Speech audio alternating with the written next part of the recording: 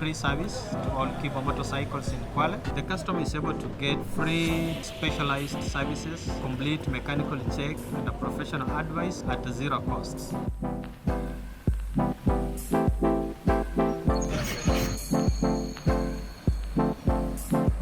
The Kibo bike again is very convenient to use.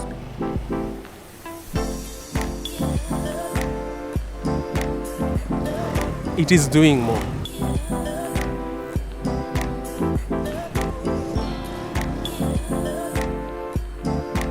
With their service, with the durability of their parts and with their fuel efficiency, they did quite an awesome job.